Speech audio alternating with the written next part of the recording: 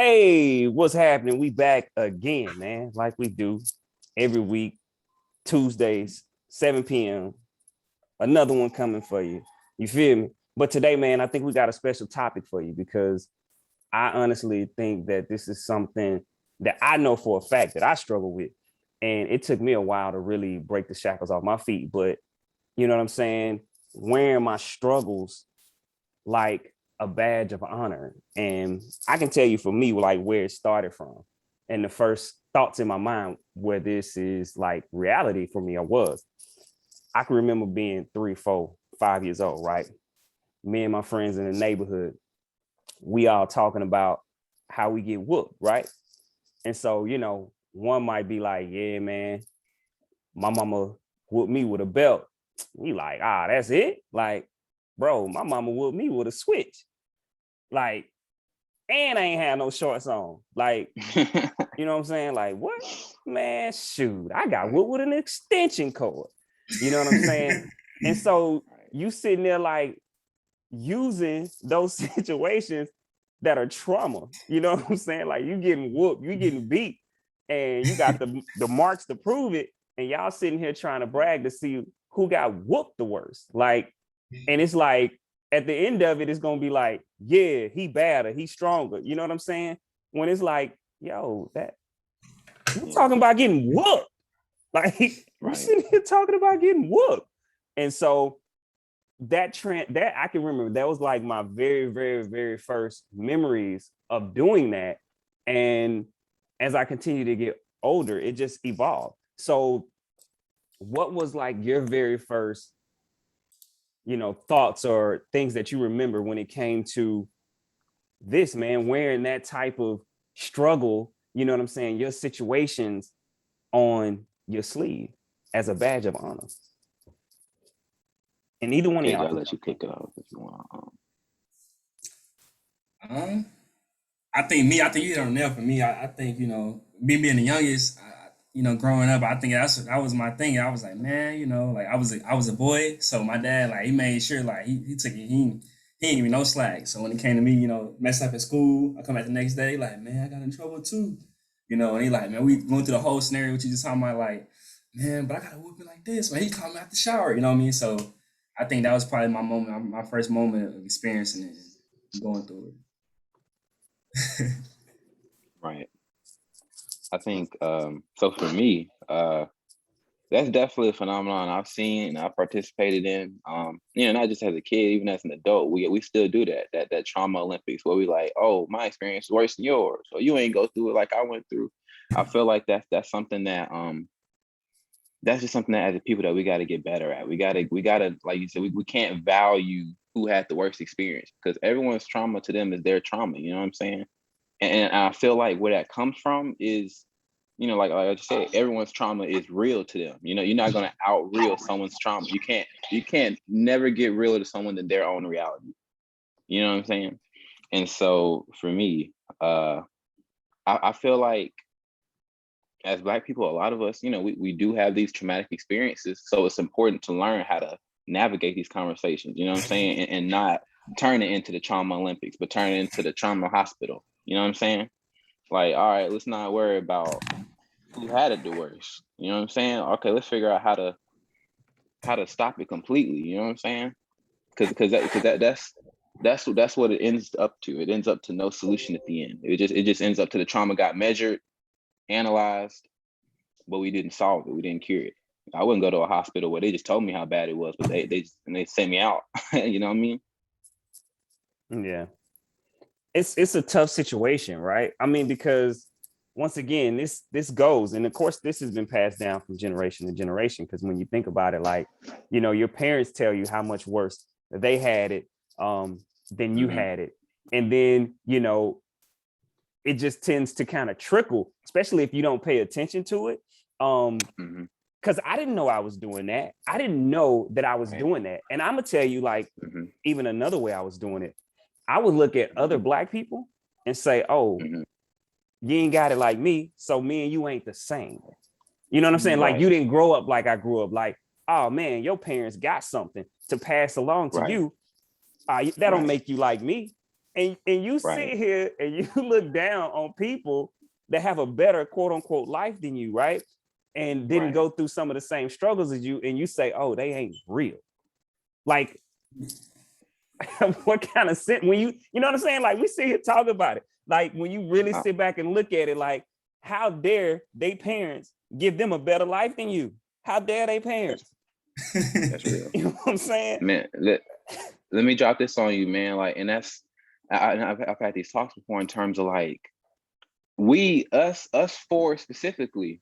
We're a part of a group that's really susceptible to this because think about this. What is our culture as Black people? You know what I'm saying? Think about what Black culture is and think about that in the context of, zoom out of us. Think about when you look at someone of Nigerian descent, someone from any other African country descent. They have a tangible culture they can go look at, they can go read about. They got something they can go trace right away. Yeah, they might have some trauma in their culture as well, but that's not the whole story. Now, our group, we kind of had our narrative taken away to where that now the only thing that remains of our culture is that trauma. And that's why we hold on to it so much, because that's the only culture we got. You take away the trauma, we ain't got nothing. We're a blank slate. And so we need to work on how do we start replacing that trauma with positive strokes? How do we start shifting the culture for us? We got to start controlling our own culture. Well, one, we have to stop thinking that slavery is the beginning of our culture. I feel Right. like, you know what I'm saying, especially with us, right? We have it embedded in us because why? When in school, slavery is really what they teach us as our beginnings, right? Slavery, because most schools go to, they don't go to Egypt, you know what I'm saying? They go to Rome, And so understanding that you know what I'm saying, our culture, like our beginnings didn't start with slavery, and understanding that. And that was just kind of a motion in time. And of course, you got to be kind of sensitive when you talk about slavery, because how it's so triggering to people. But understanding that's not our culture. Like that's a period in time that happened. And so getting past that, and I think that's where you can start that process of healing and kind of getting past that. We come from something special and understanding that, right? Yeah. And that's like, and when I say like I'm saying that, like I'm excited. I'm looking forward to what that looks like in terms of setting our own culture, because we've been doing it. You know what I'm saying? Like when you look at things like hip hop, just to name one thing, or even like cities like Atlanta, like that's like the Southern Beverly Hills. You know what I'm saying? You see different fashion trends and stuff, and so I think we need to just emphasize more like, all right, what more positive trends can we set? Now this is culture setting time. Legacy building, I see those as synonyms. You know what I mean? First, you have to get past the trauma. The struggle is on our backs, and that's what we are. You know what I'm saying? Like we have to wear it on our sleeves, right? We know we warriors, we know we fighters, but we don't have to react to every single situation just to show that. You know what I'm saying? But I get it. Cuz you want to jump in? Even I don't know if you Yeah, man, I think y'all kind of hitting it pretty strong. So for me, I just think that, I mean, I know we talking about, the culture, our people. I think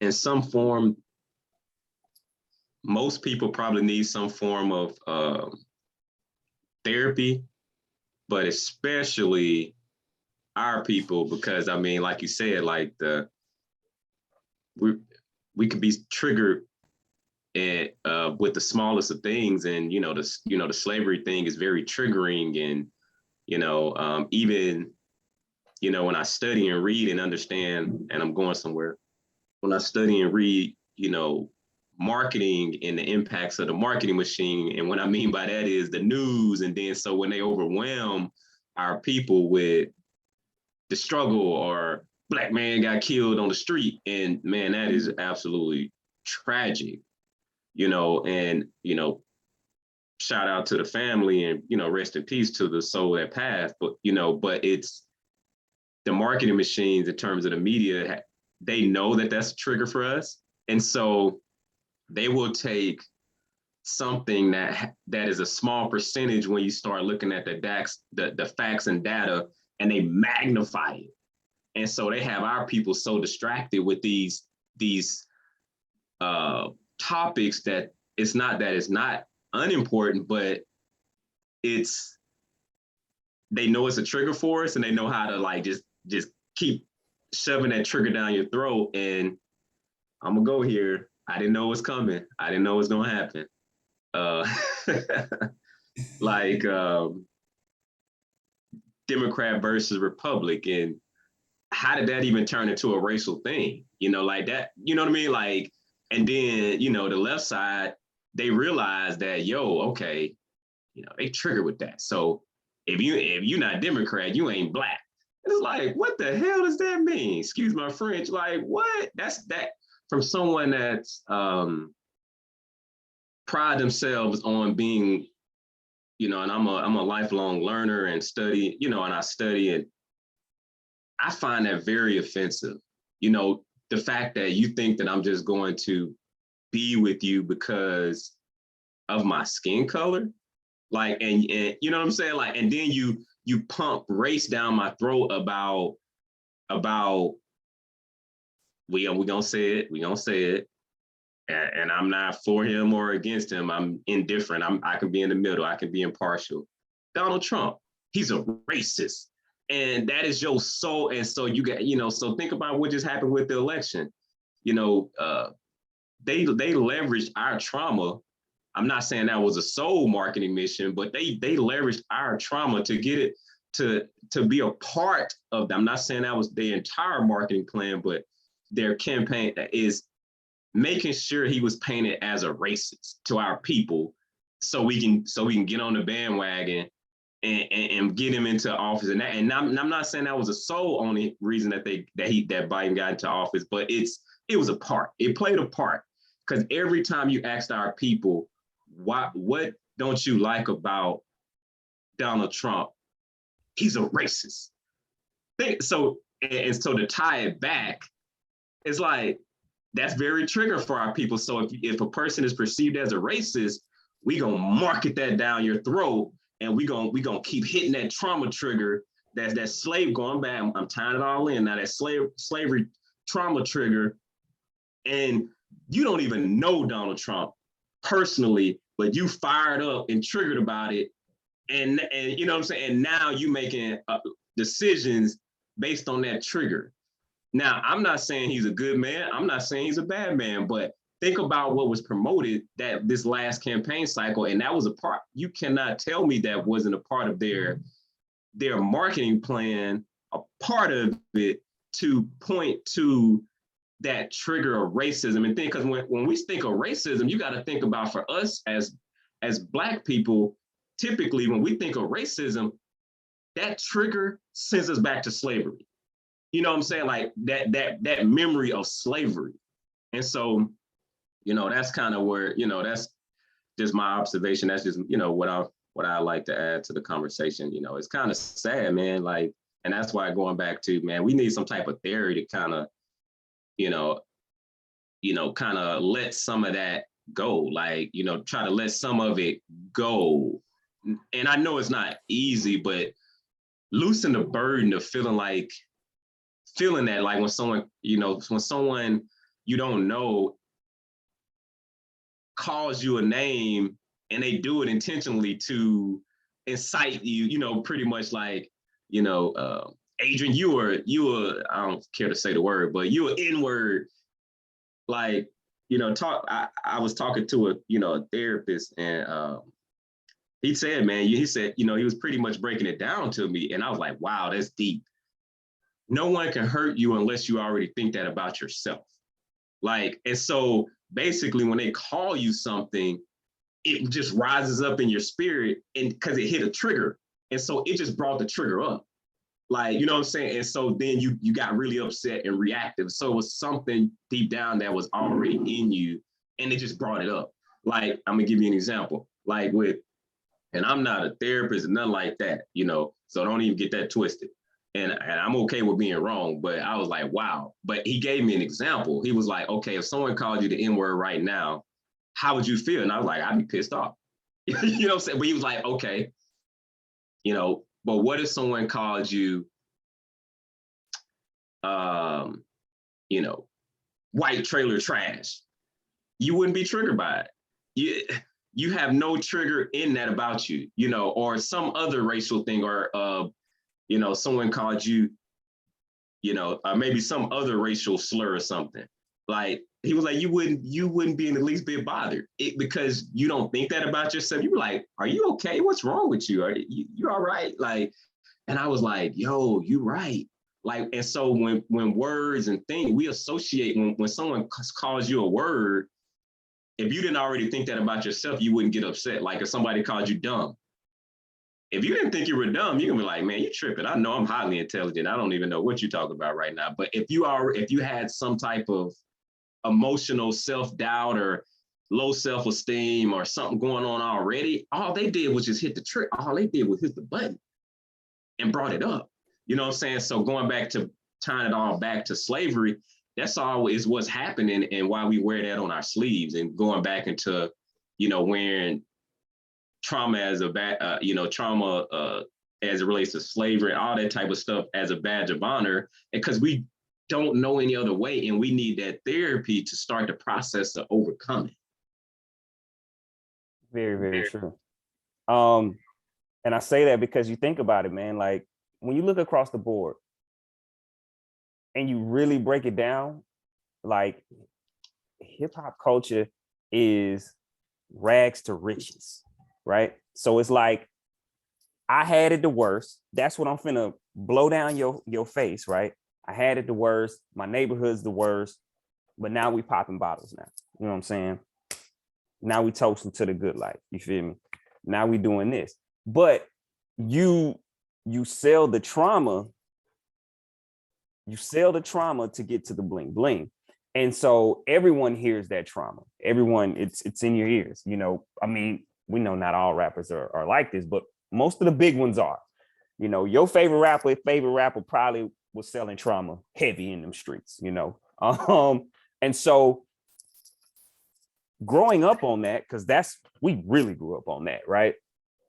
How do you think that affects you now, understanding like, oh wow, like I've been wearing my traumas on my sleeve as a badge of honor. I might check somebody that didn't have it, or in the past that didn't have it as bad as me, and basically shun them like they didn't belong in our community because they didn't go through the same traumas. Why do you think that we do that? You know what I'm saying? When we're going through that, like, why do we feel that trauma is our culture? Like, that's our life. Why? Mm-hmm. Why can't we break those shackles? Go for it, KJ. Honestly, I think we use it as an excuse. Like we don't want to, we want to settle for less. Like we don't want to like take the ownership, take the accountability on ourselves and be like, hey, you know what?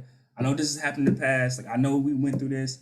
Hey, but no disrespect to them. Like, much love for them in the past. But I'm like, yo, like I'm here. Like let me,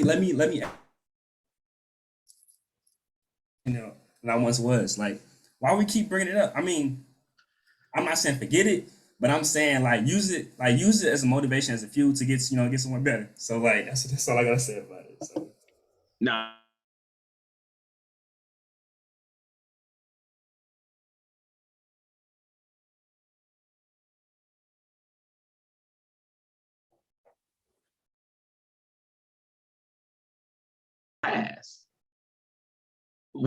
what I look at it as is a passing of the baton. It's we're standing on the shoulders of giants, in terms of our past, meaning they went through those things, and now we don't have to. So why we keep to KJ's part, why we keep replaying the story? Let's write the new narrative. We standing on the shoulders of giants. It's on us now to make things better. You know what I'm saying? Like, and make sure the sacrifice wasn't in vain. So I don't want to hear your struggle story. I don't care about your struggle story. You know what I'm saying? And like, I'm at that point. You know, nobody cares.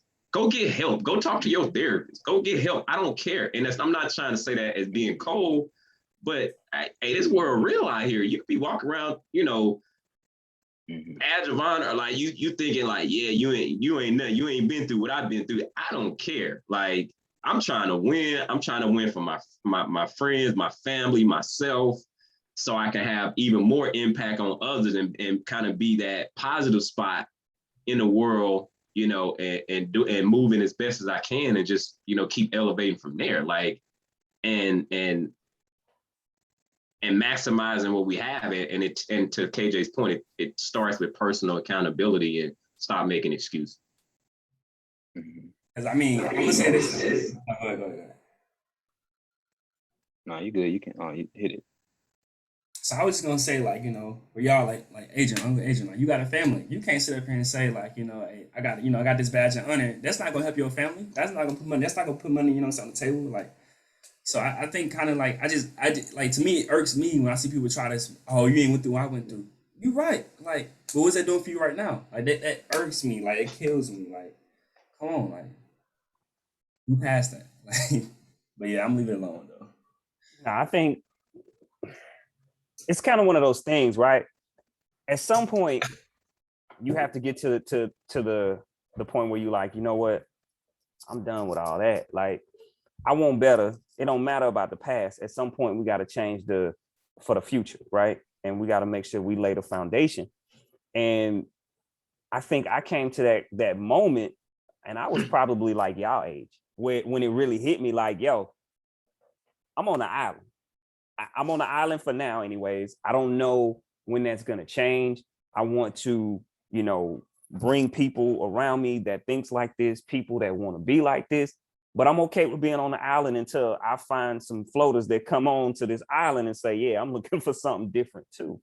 And instead of using traumas and using, you know, things to say like, oh, I deserve this, because ultimately as well, like, you get a complex, like, you deserve something that you're not even working for because of, you know, the pain that you had in the past. And so it's like, no. Thy worketh, thy eateth, right? So if I'm handling business and I'm continuing to grow, then things and steps are going to be continued to be ordered, right? And so moving that way changed that whole mindset. So where now you may look at slavery and say, I mean, what if slaves would have revolted? Would it have been that bad? We know some did, but you know what I'm saying? Like, if all the slaves said, yo, it's over with, we're not doing this, what would we be talking about? You know what I'm saying? Things could possibly be a little bit different. Just something to think about. You know what I'm saying? I know that's, you know, for a lot of people, that's traumatizing and, you know, of course, thinking about slavery, but maybe it is time to start looking at things from a different lens. I wanna even I feel both of you, all of y'all's points, and I feel like something that I don't want us to skip over though is, you know, we kind of talked about, you know, yeah, it's time to forget the past and focus on the future. I agree, but I don't think we need to forget the past, because I think once you forget the past, that's when you're susceptible to letting it happen. I think we need to understand our past, and that's a part of the process of growing and becoming a man, so that you can lose that reactivity and become at peace with those traumas, so that you can look at the past and not get triggered. You just looking at the past, think about it from a football or basketball perspective. Ain't no team gonna win the championship if you're not looking at your past. You know what I'm saying? You have to look at your past. You have to look and see, where did I mess up? What did I do good? You know what I'm saying? And I feel like we need to do this from a personal level. And then as you start getting more personal success, start trying to do this on a group level with your team, you know, then with your team, as your team grows into a group, and your group grows into a community, you know what I'm saying? But we need to start that process within ourselves and start saying like, okay, I need to be able to look at my past 6 months, you know, what went wrong, what went well, what, you know what I'm saying?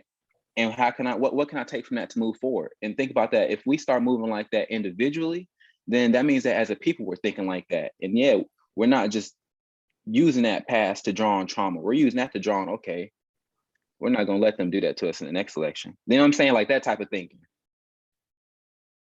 Yeah, you got to understand that there's outlets out here.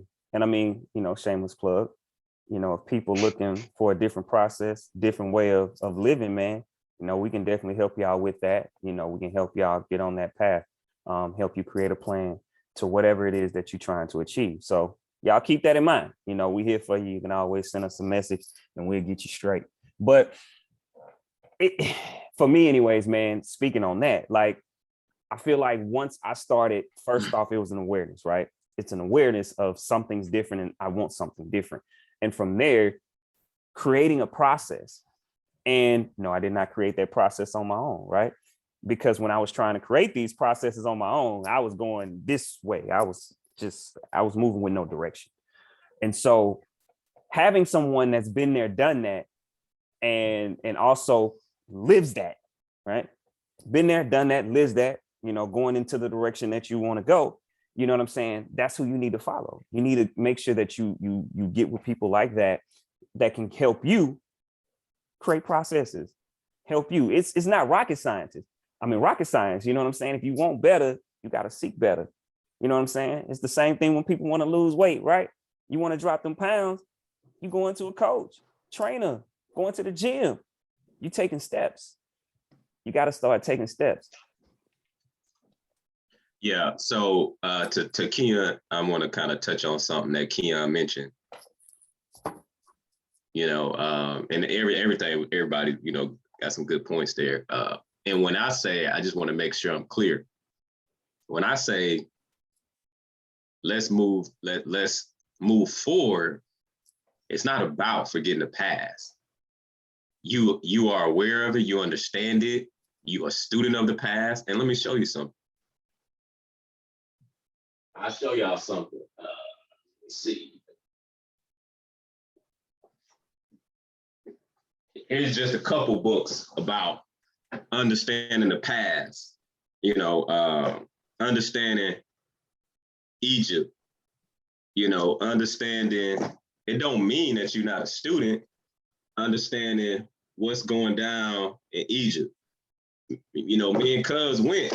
All I seen was people that look like me. I'm like, yo, this is empowering. I see kings and queens. Like, what's going on? Like, and so it don't mean that you're ignorant to the past. You can be a ferocious study of the past, and that's something that, and you continue to educate yourself about it and get knowledge and understanding, but actually go over there and see what's going on. And you could continue on that discovery, but at the same time, to KJ's point, if you got goals for the future,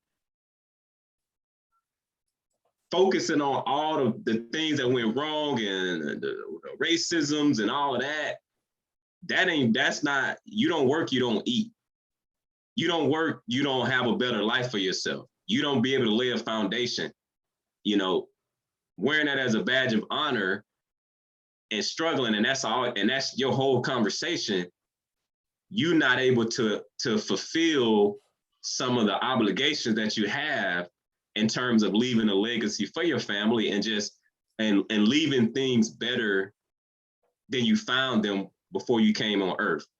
So you get stuck in the past, you're not looking forward, and it's a reason why the rearview mirror is this small and the windshield is that big.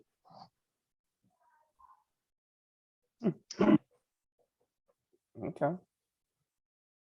I like that. I know, hey, that was nice, wasn't it?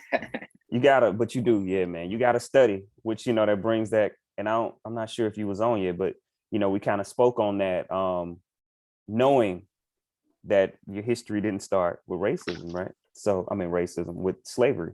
You gotta go back. You gotta look these things up, man. You know what I'm saying? And because I traveled and seen different cultures, and like saying, seeing people that look like you, and you're like, wow, this is crazy. Because I'm gonna keep it clear. And this might get a lot of flack, but like, I love going to see coaches like that, because I don't know many places in the US that I want to live that's all Black. Like, I don't want to live in an all-black neighborhood. And it's not even because I don't want to. It's because of finding one that is secure and safe.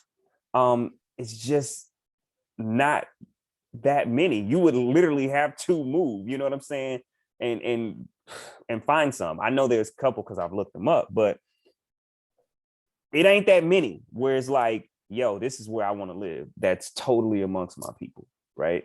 In here, but then when you go to other cultures, and it's all people that look like you, and it's one of the safest places in the world, you like, okay, they in harmony, they in peace. This is what I'm talking about. At some point, we should be able to get to that where that's the norm here, not the onesie twosies in each state. Like, no, that's the norm. So before we close, y'all got anything y'all want to add? AJ, what you got? I just a thing that, I mean, it's a little sad. I mean, that's something I made up. The thing I just think about on this topic is just, you know, how can you go forward when you're always looking back? You know, like, so if you actually like physically think about it, you know, how can you actually walk forward? You know what I'm saying? Stay focused on the path when you turned around looking back the whole time, looking at, oh, what's that happening behind you? You know, so that's something that's what I got to say about this whole topic we talked about today. So That's real. All right, shit, that's it. I think I done said what I needed to say about it. You know, it's just, you know, we just talking. It's authentic talk. You know, it's not scripted. You know, we not perfect. We not above reproach or an additional, you know, or someone having something else to add to the conversation as it relates to, you know, somebody watch this. You know, we just starting the conversation. We not acting like the gurus, all knowing, nothing like that. We just having like real life conversation that actually that impacts your lives, whether our lives, I'll say our, as people, and whether we know it or not. You know, so it's important to shed light on those things, but then also to KJ, and I think what we're all trying to convey here is the issue, and then we bring up the solution. And part of the solution is, and Cuz real big on this, I'm like, hey, let's move forward. But then you like, okay, we moving forward, but what's that process to start for us to start moving forward? You know, so that's pretty much what we're saying. Understanding that you don't have to do this on your own. It takes a community. You know what I'm saying? We didn't have the answers. We're just showing you the process of our growth. You know what I'm saying? Once again, like you said, because we don't have all the answers, but we're not so above ourselves that we can't take someone giving us the answers. You feel me? So, all right, man, I appreciate y'all. You know, that was a great conversation. You know what I'm saying? And we'll be right back at it next week. Catch y'all later. So